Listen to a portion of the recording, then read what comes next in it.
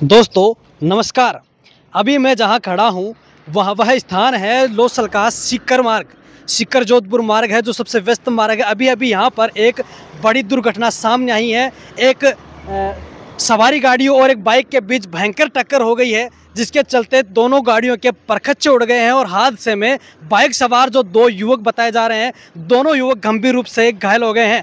दोनों युवकों को यहां से निजी वाहन की सहायता से लोसल हॉस्पिटल पहुंचाया गया, जहां पर प्राथमिक उपचार के बाद उन्हें गंभीर अवस्था में सीकर इलाज के लिए रेफर किया गया है। आपको बता दें कि यह जो गाड़ी ये गुनाटू से आ रही थी, इधर सीकर इसी मार्ग से आते हुए इधर बस इसी स्थान पर जो एक्सीडेंट हुआ था, इस गाड़ी की दशा हम देख सकते हैं कि कितनी बुरी तरह से एक्सीडेंट हुआ है, कितनी बुरी तरह से इसने दोनों गाड़ियों के बीच में टक्कर हुई है। इस गाड़ी के पूरी तरह से परखच्चे उड़ गए हैं।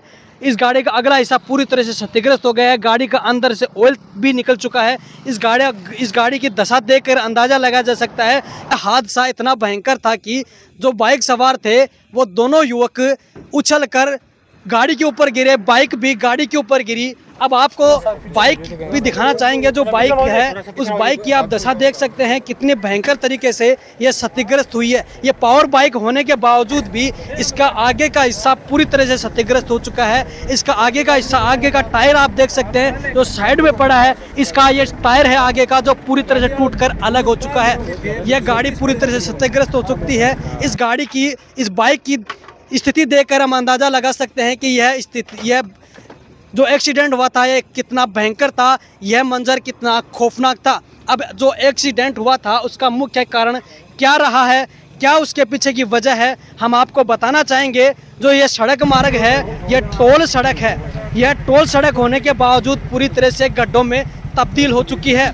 इस सड़क पर आए दिन सड़क हादसे होते रहते हैं। बावजूद इसके इस सड़क को सही करने को लेकर, इस सड़क की स्थिति सही करने को लेकर, इन गड्ढों को सही करने को लेकर जिम्मेदार ध्यान नहीं दे रहे हैं, जिसके चलते आए दिन सड़क हादसे होते रहते हैं। हम आपको बताना चाहेंगे कि यह हादसा किस प्रकार हुआ था। जैसा प्रत्यक्षदर्शियों ने हमको बताया था कि ये जो सड़क पर गड्ढे बने हुए हैं, इन गड्ढों को बचाने के लिए, इन गड्ढों से बचने के लिए जो गाड़ी चालक था, वाहन चालक था, वह साइड से जिस प्रकार ये गाड़ी आ रही है, जिस प्रकार से इस गाड़ी ने इन गड्ढों से बचने का प्रयास किया, उसी प्रकार ही उस गाड़ी ने भी अपने इन गड्ढों में गिरने से बचने का प्रयास किया तो साइड में लिया।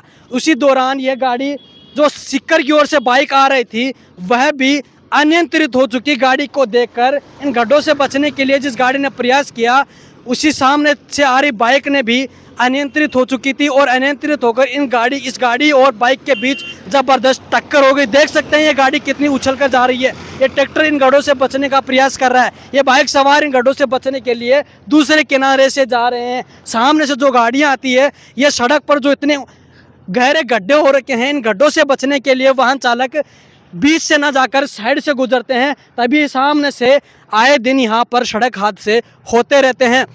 मैं बताना चाहूँगा, प्रत्यक्षदर्शी ने हमको बताया था कि यह जो गाड़ी चालक था वह लोसल की ओर से आ रहा था और जो बाइक सवार था वह सीकर की ओर से आ रहा था।